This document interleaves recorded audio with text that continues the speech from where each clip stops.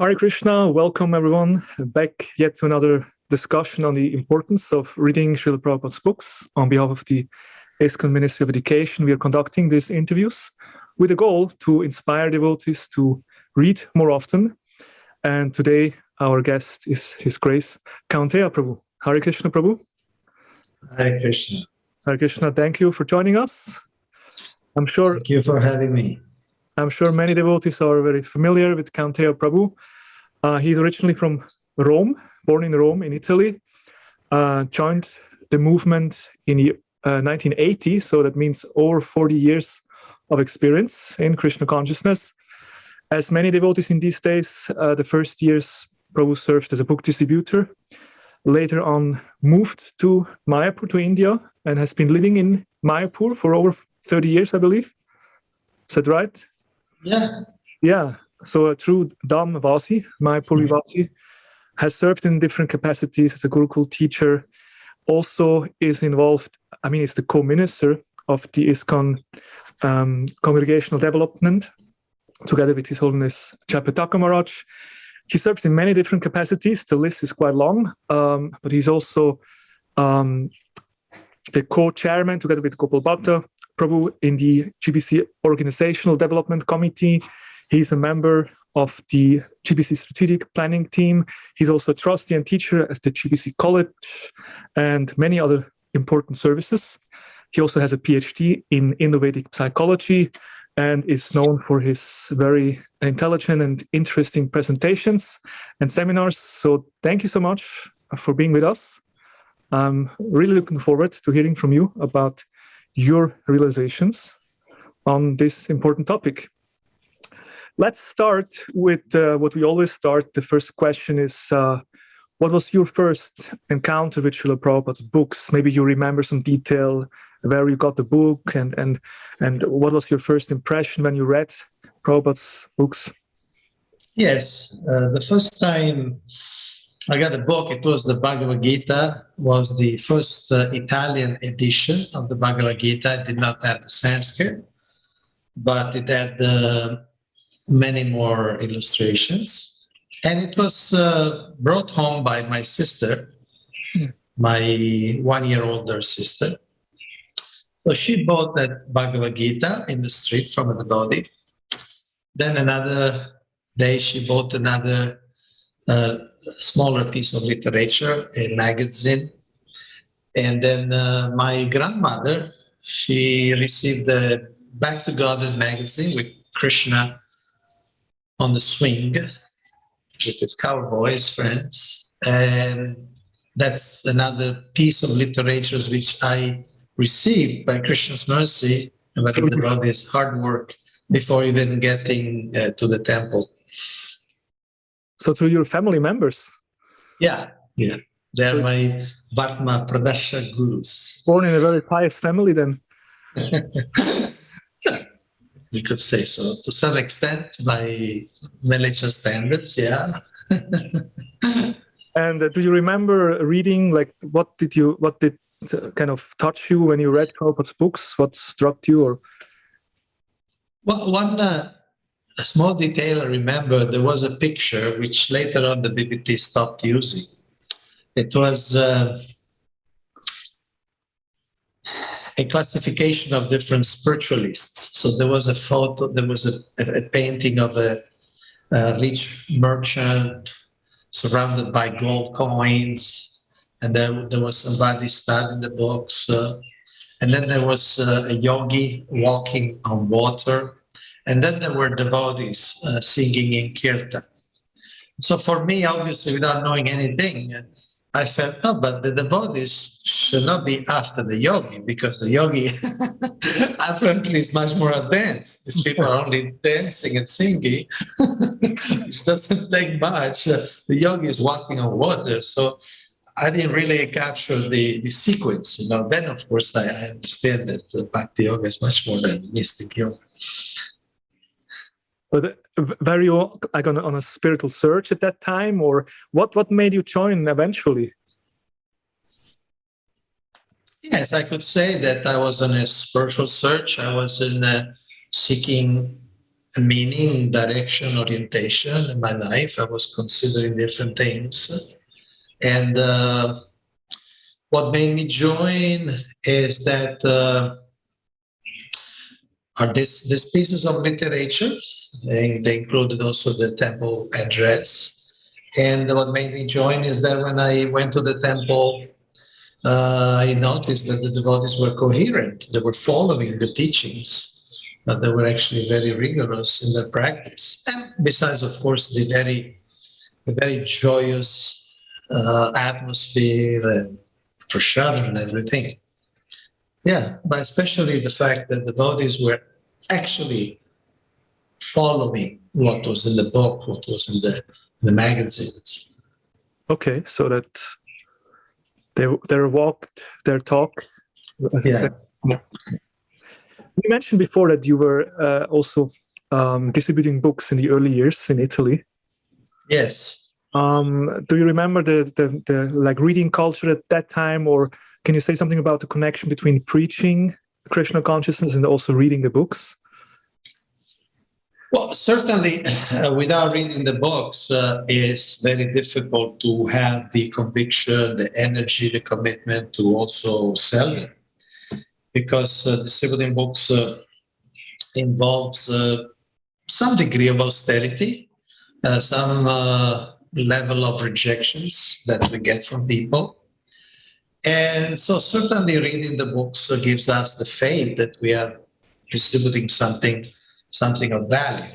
Otherwise, one may lose the vision. For me, it was an experience almost in consciousness expansion, mind expansion, because we started with this Bhagavad Gita. At that time, it was 3,000 liras, say $3. And then I started the Great Classics editions, and that was 50,000 liras, so 5 times more just for a book. And then the Italian BBT kept producing it. So from one book, the first book was the Krishna book, second book, Bhagavad Gita, Nectar of Devotion, and then the 10 Bhagavatams, and then the 8 Chaitanya Charitamrita books. So at one point, we were selling 21 volume sets. So it really needed to expand the mind, not to be open to and Krishna's mercy, we were given sometimes this 21 volume set. So in other words, you really must be convinced yourself in order to be able to distribute a 21 volume set, right? Yeah, and the particular thing is that the first year or 1.5 years, we did it in civil clothes, with shaved head, but hats, like golf hats. But after that, the policy changed, and all the devotees in Italy went in dhotis, kurta, sari, shaved head, was very open. And in one sense, that made it simpler, in the sense that this is what we are Hare Krishnas, this is our books, and people were receptive. Now, just in general, why do you feel it's important that we read Srila Prabhupada's books on a daily basis? See, sadhana bhakti is based on discipline, on doing regular things like getting up in the morning early and then offering different artik and then chanting japa and so on. So the listening, the shravanam, it's also part of the regular function. It made it a little bit tricky because it's not one of the vows of initiation. We only vow to chant 60 rounds. We don't necessarily vow to read the books. But it's essential because International Society for Krishna Consciousness, become aware of Krishna and his glories and his appearances. It's in the books. And, the Bhagavatam says that Krishna Swadam Upagate Dharma Jnana Visaha Kalo Nashta Drisha Visha Puranarko Dhunodita. In this age of Kali, real truth, real knowledge is lost. The vision is lost. So the Bhagavatam and by extension, Srila Prabhupada Books appear to give us the light in this darkness. So without a regular connection with the books, it's almost certain that this darkness will again conquer our mind. So the daily reading is what gives us the light to see the path. Yes, and also, see, it's also doesn't only give the view of the world, but it's also a break from the world, because the world we live in, both the material world in general, with all the news cycles and all the information we get, and also our life as Vaishnavas, as Bhakti Yoga practitioners, present so many complexities. There are so many, even for devotees, there are many concerns and worries and pressures, just even if just related to the service. Because of spreading a spiritual movement, maintaining a spiritual movement in this material world, it's not a joke, it's not easy. So it's just a necessity for our sanity to kind of unplug regularly and just bathe our mind and intelligence in listening to Shukadeva Goswami, Sutta Goswami, Maitreya, Vidura, Prahlad Maharaj, Dhruva Maharaj, Narada Muni, and of course, Srila Prabhupada. That helps us keep sane. I like the way you phrase it, like to bathe our mind intelligence, really absorb, that indicates something deep. What are the benefits if one does so? Like, of course, we have these expressions how you develop a Shastra Chakshu, you see the world through the eyes of the scriptures. I'd like to speak a bit about the benefits. Yeah. See, in one sense, Bhakti Yoga, the practices of Bhakti Yoga are simultaneously the end and the means. So we could talk about benefits in the sense of we build our knowledge, we build our faith, we equip ourselves to present Krishna consciousness to others. At the same time, just the fact of reading, Srila Prabhupada say it is Shravana, because it's listening. When we read, actually the mind perceives the sound of the word, of the words, the written words. So it is Shravana.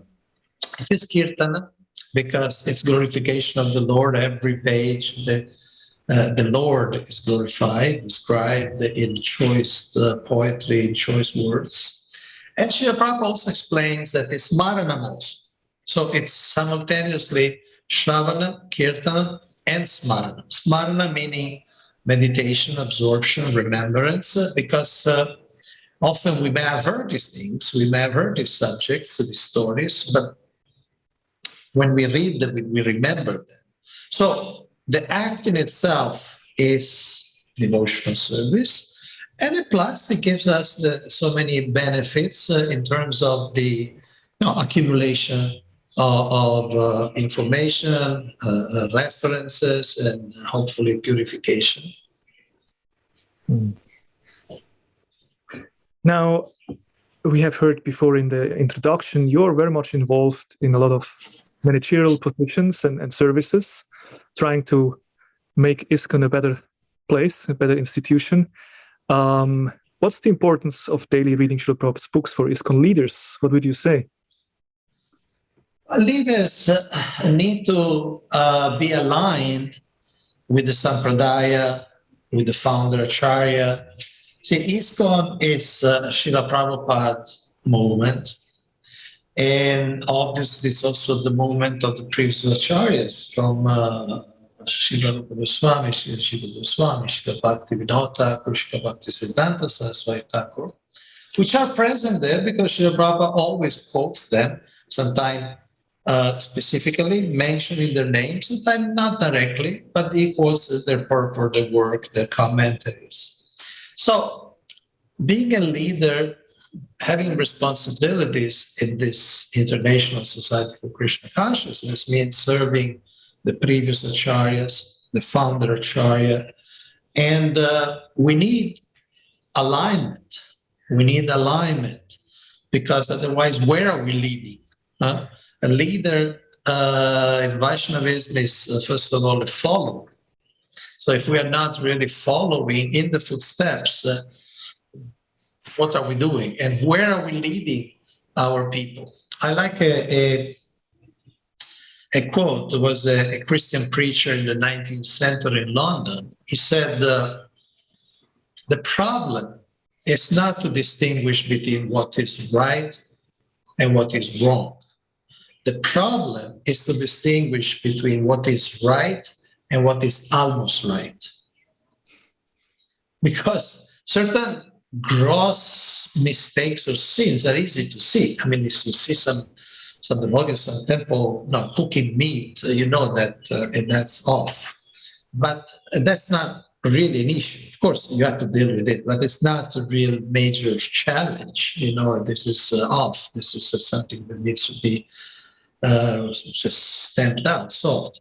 But what is almost right is that the problem, because it may sound okay, it may be easy to rationalize, it may be easy to find it acceptable to some perspective, and maybe it's not right. Therefore, Srila Prabhupada didn't only speak about reading the books, but he wanted the devotees to discuss the books threadbare from different angles. It's essential because, see, this is supposed to be a Brahminical movement. We may not all 100% or full-time do Brahminical work, but it is a Brahminical movement. So if a Brahminical movement doesn't have a strong connection with knowledge, it will be very easily deviated.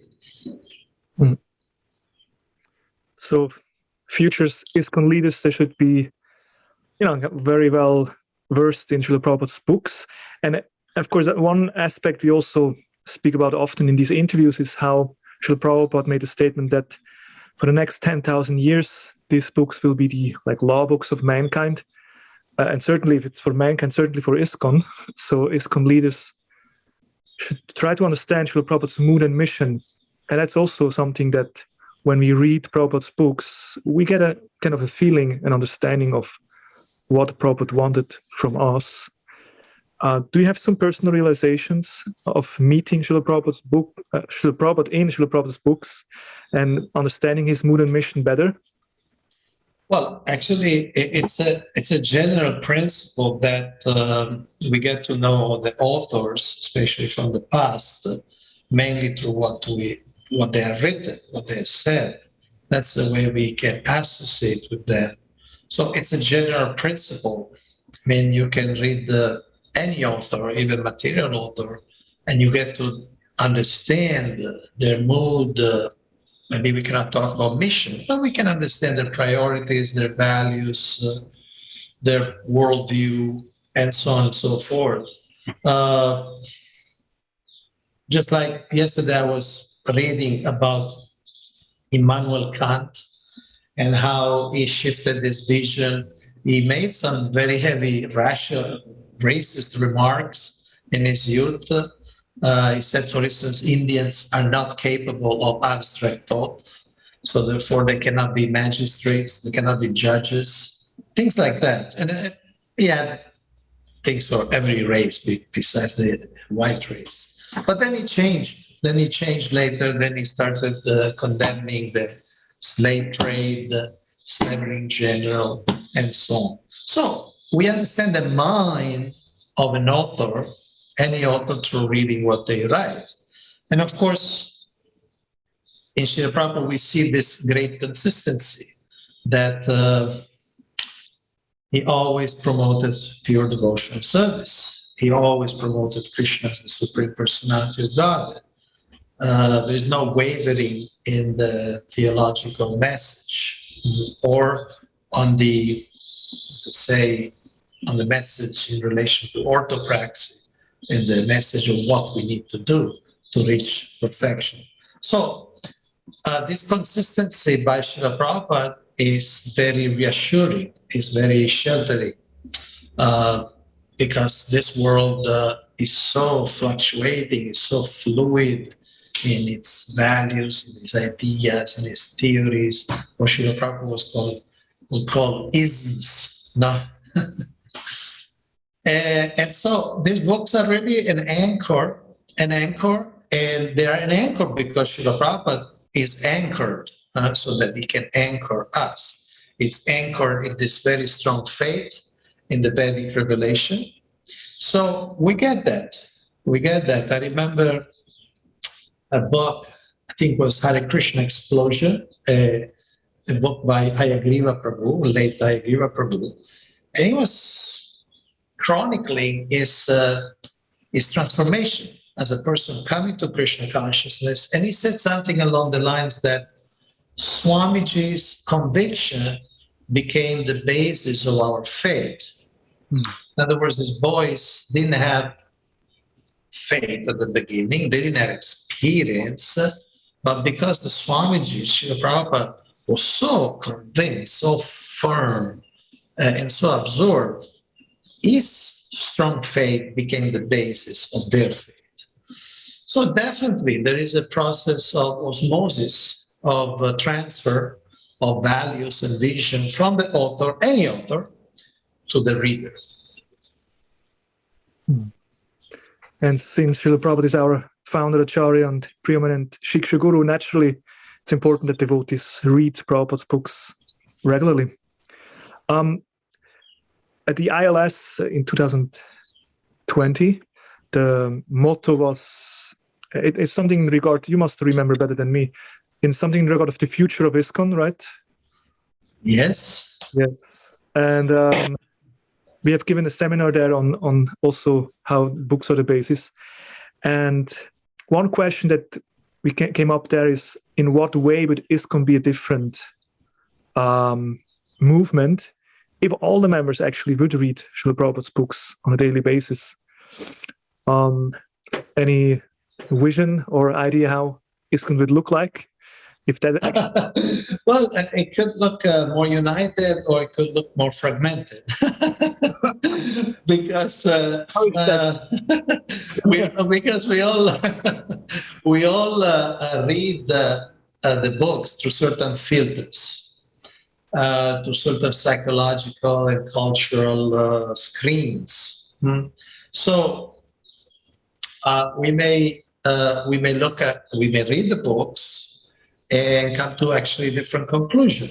There was, I'm not sure if it was Whitman, the American poet, or somebody else, who was saying, we both read the Bible every day, but you see black where I see white. So in the books, it's very important not only reading the books, but our approach to reading the books.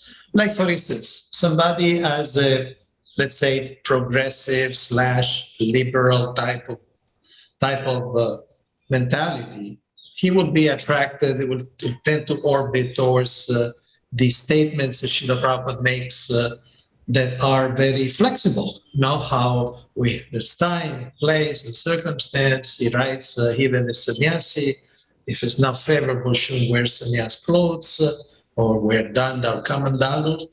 Because Western countries, they don't understand, they don't appreciate, so they cannot use normal clothes. So naturally, if one has got that tendency, those passages, which are there, will reinforce this mood.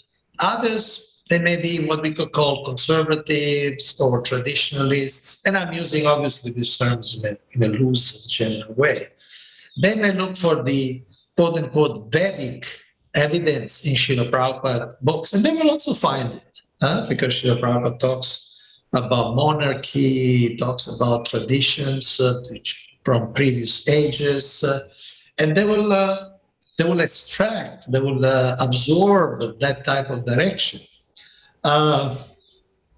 Just like recently, without mentioning any names, but I was quite surprised. There are devotees who believe that part of the mission of the ISKCON is to reestablish monarchy, which, to the best of my knowledge, Srila Prabhupada spoke about. Instead, when it was asked about it, he said, no, democracy is okay, just people, the leaders need to be Krishna conscious. But I noticed that some devotees and extract this message that part of ISKCON duty or aims or goals, objectives is to reestablish monarchy in society, which, again, it's not in Srila Prabhupada books. It's in Srila Prabhupada books as its description. Srila Prabhupada, obviously, the Bhagavatam describes so many kings and how monarchy was better than democracy. But I'm not aware of any passage where Srila Prabhupada says, therefore, ISKCON should reestablish a monarchy. So this is just an example that is not just reading the books, but with what mentality, with what expectations, or with what attachments, we could say, we read the books. Because we will, the books are like an ocean. We'll find, we'll find anything we want. And sometimes we may get it wrong, or we may get it unbalanced. Thank you for bringing up that point. I'm sure all of us have made this experience. We have a discussion with someone and it says, what Prabhupada said, and then the other person, Prabhupada said. So how to balance this more? I mean, what would you suggest? What would be a good solution to help? Well, first of all, it's a question of attitude. It's a question of being open-minded. We all have some baggage. You cannot just be a clean slate. No, we cannot just say, I will not be influenced by anything in my past. That's impossible. We are all influenced. There's gunas, and there's previous lives, and there's this life, and there's our families, and so on. There's the environment. Like, for instance, I noticed traveling that very often devotees on certain social issues, they very much reflect their environment. What the country thinks about certain issues. They are devotees and they're serious devotees, but in certain cultural issues, very often they just reflect the overall prominent mood of the country they live in. It's just an observation. So what we were saying? First of all, so open-mindedness. We should be humble. See, humility is not just an abstract concept. Humility means I have some ideas, I have some leanings, and that's normal, but I need to be willing and open to challenge those leanings, those inclinations, knowing that they may not be completely perfect. That's the first thing. And the second thing, when we look with open mind, then the second thing is knowledge of the books. Because if we don't have much knowledge of the books, we will just lock our mind in some sentence, which is there in the sentence, in the books, or in the letters, or in conversation, or in lectures.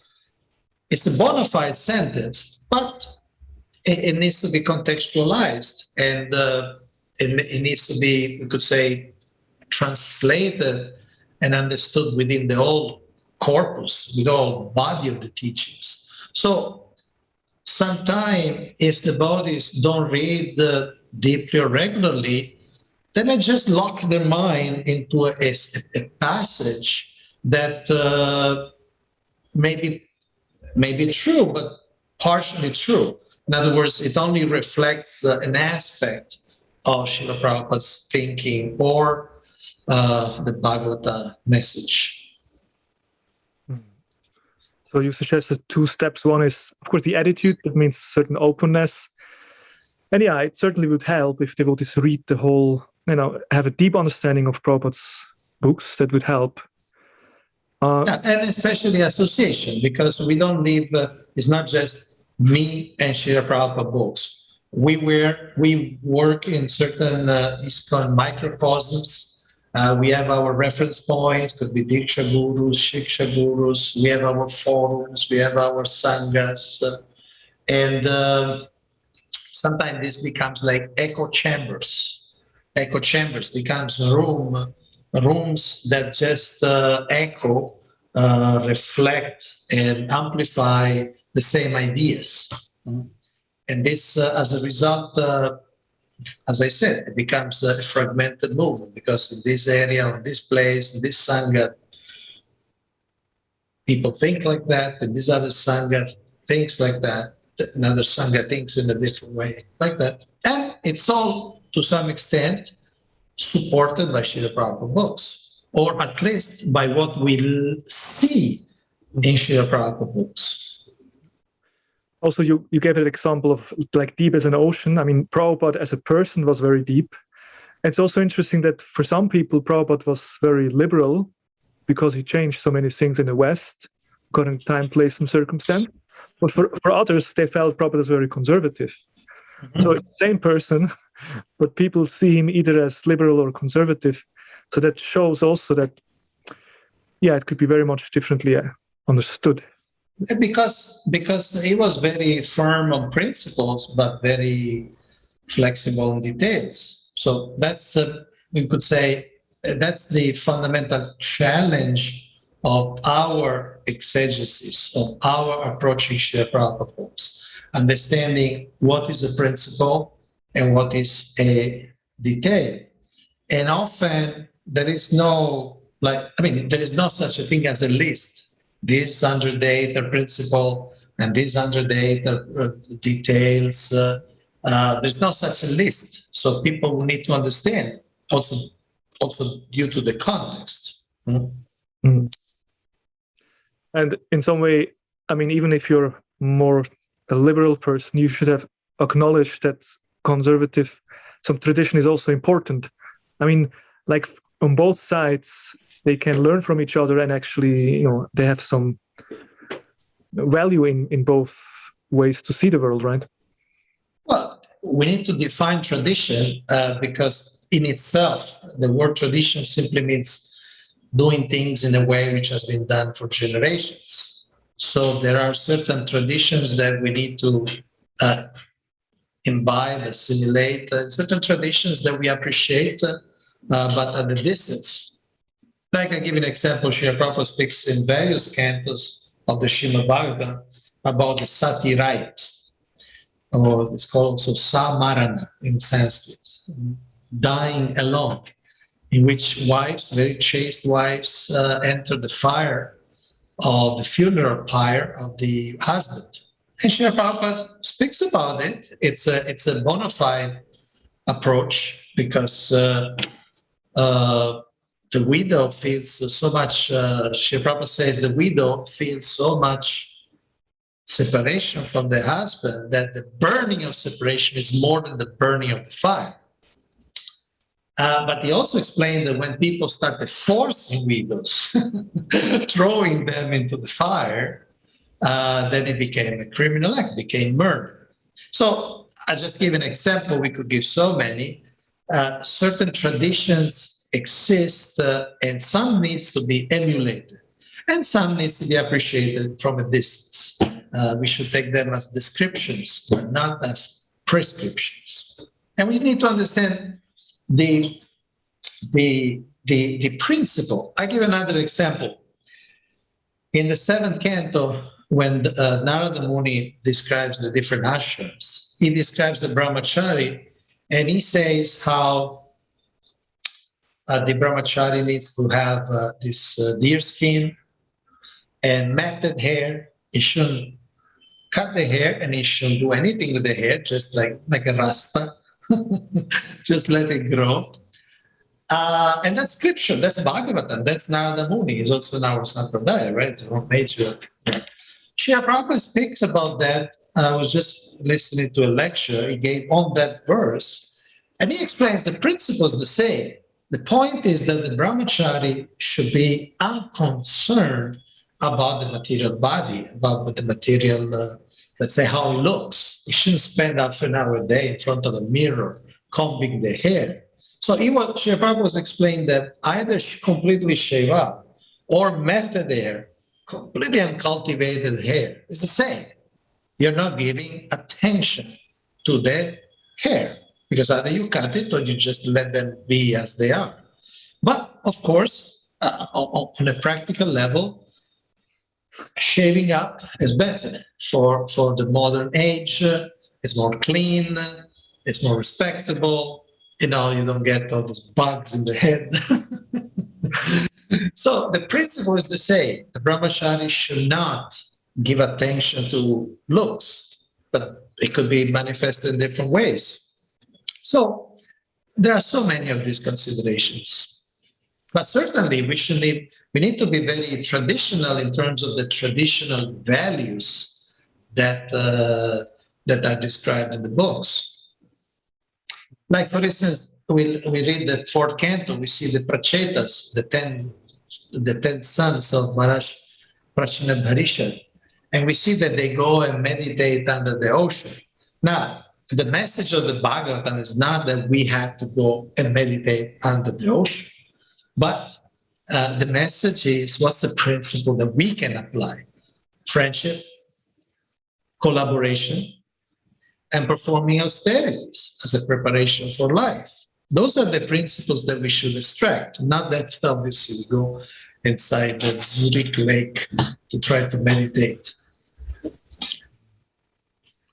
That's a very profound point you make, that there is descriptions and Prabhupada speaks about Vedic culture or aspects, and the Bhagavatam describes certain things, but it doesn't mean that necessarily everything is meant to be applied or practiced in nowadays.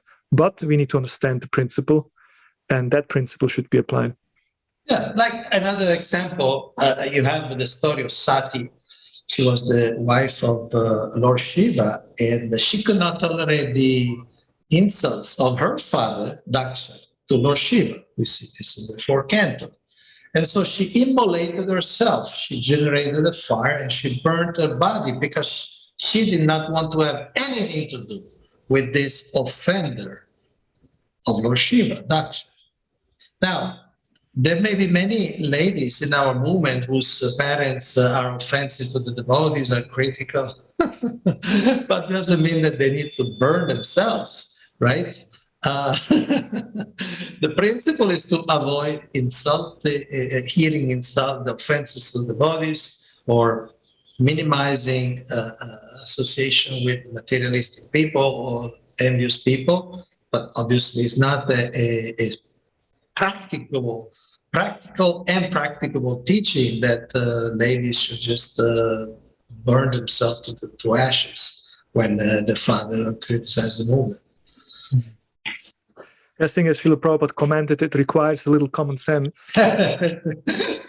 Yes. And as you know, common sense is not too common. That's why it's good if you read Prabhupada's books. Our intelligence hopefully becomes sharpened and we understand these differences. Maybe before we come to a conclusion, can readers talk a little bit about reading practice also? I'm sure you're a person who is also reading regularly. Which book you're reading at the moment, if I may ask? Right now, I am reading the 7th canto of Bhagavatam. Oh, me too. Okay, see? And of course, I'm also writing certain things, and so I'm absorbed in research. So I'm looking at so many conversations, letters, lectures on the specific topics of my research. But as a book, right now, I'm on the 7th canto. Yeah, I think many devotees are engaged in research work, preparing for lectures and seminars. But I think there is also a certain quality in just relishing, just reading. Of course. No, the two things are not mutually exclusive, and one cannot substitute the other. There are two practices. It's like, say, japa and kirtan. It's not that one can say, oh, I have a very nice kirtan today, I need to change my rounds. Or one cannot say, I chanted good rounds today, I don't need to go to the kirtan. So it's the same, the holy name, but each has got their own function. Now, I mean, there is a reason why we conduct these interviews, because we understand that some devotees, or many devotees actually, have not yet developed such a deep taste in reading regularly. and often devotees say they have different obstacles, like they feel tired, they feel it's boring, or the lack of taste. Would you advise such devotees how to overcome such obstacles? And maybe also, what would you advise us, the Ministry of Education, who tries to encourage devotees? How could we encourage devotees more in this? Okay, so I'll make 2 points. One, in terms of practice for devotees. See, we all lead busy lives. Either if we live in the temple, if we are part of the small percentage who live in the temple, or if we live outside, we have jobs. We live generally very hectic lives. And I remember Tamal Krishna Maharaj saying to a good brother he trusted in his sadhana. And Tamal Krishna Maharaj told him, look, we are going to chant our rounds anyway.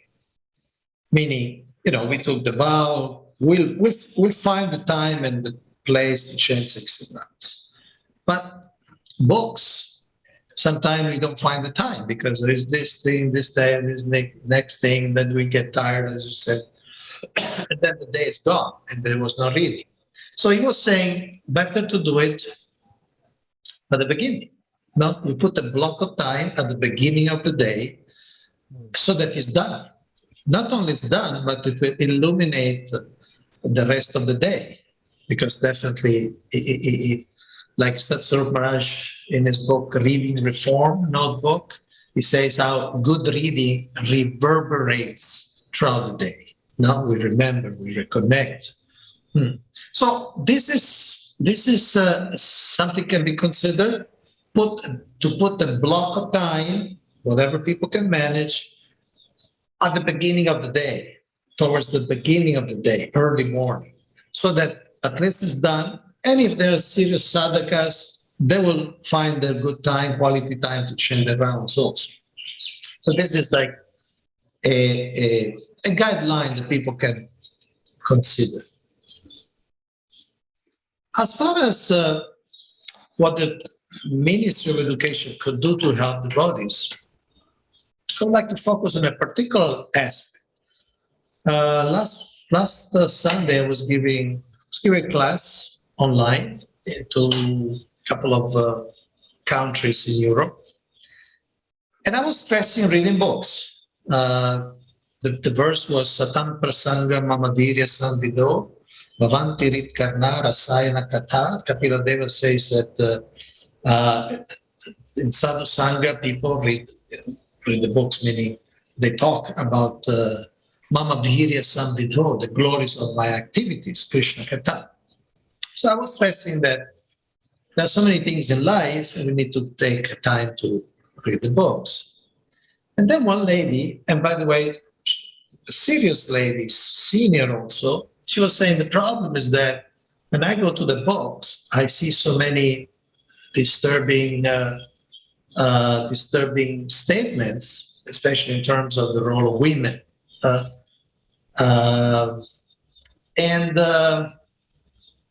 So one thing that the ministry could consider to do is a guideline, not only on how to study or study every day, but also to deal with issues that may come by reading Srila Prabhupada books, even for serious devotees, for sincere devotees. What to speak of people outside people.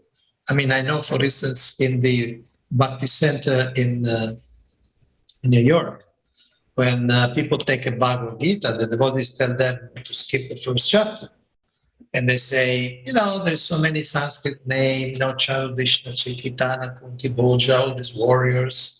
And the real philosophy starts in the second chapter. So they tell them, you don't need to read the first chapter. The reason actually is that in the first chapter, Srila Prabhupada says that women are generally like children. They're not very intelligent, so they can be very easily misled. And for some people, I would say many people, millions of people, this will make them stop reading the book and never want to have anything to do with the movement like that. So this is because, of course, there's a culture of the egalitarianism and so on, and certain things that are really like undigestible for people. But I was stressing that even devotees, it could be devotees ladies or other types of devotees, who read things in Srila Prabhupada books and feel very affected. Their faith is affected, or they get confused, or they don't feel the shelter because they go to the book and they see things that break their hearts, so to say, on a very deep emotional and intellectual level too. So maybe, I know it's not something that can be done very easily or quickly, but maybe the ministry could consider to produce something, how to read Srila Prabhupada books without being disturbed by certain statements. Or could be another working title, could be how to go through certain controversial statements and understanding them in context and not make them affect our spiritual life too much. That's something you may want to consider. Thank you very much. So you would suggest to like write like commentaries or explanations how Yes. to see in a broader vision and why Prabhupada emphasized it. It's necessary. It's truly necessary. Otherwise, we may push, and we should push regular readings, but some people may want to we want to read regularly, but there are certain blocks that just makes it very hard. Thank you very much. And we cannot dismiss them as just, oh, they're insincere. Sometimes they're very serious, also senior devotees. Yeah. Wonderful. Thank you so much. I don't know, do you have some final concluding words? Something you'd like to share with us before we come to an end? Well, let's remember these books are Krishna's mercy. These books are Krishna. They're considered like deities. And of course, they shouldn't remain like deities just to be worshipped. They are speaking deities like Shakshi Gopal. by opening, they can actually talk with us, like Shakshi Gopal spoke with the Brahmanas. So it's a great mercy, because in the world nowadays, there's so much information, so much communication, so much texts, so much content. There's never been in the history of human species so much content and so much easily available. One day you have to go to the library to read the book. Now you can be on your phone and just download basically whatever you want. So there's so much information, but most of this information doesn't solve the problems in life. And somehow we've been lucky enough to get these books that can really solve the problems of the basics. Jama karma shame divyam evam yoviti tattvata. Krishna says, if one understands him in truth, that he is transcendental, is not part of this world, that he descends for our benefit, then one won't take birth again. And what other literature can provide that? Thank you so much. I really appreciate that you took your time and we got a lot of nectar, a lot of wisdom. Thank you for sharing it with us.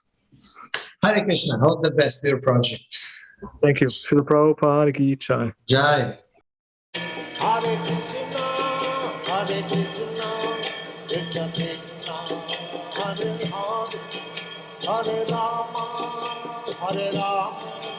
Rama Rama, Hare Hare.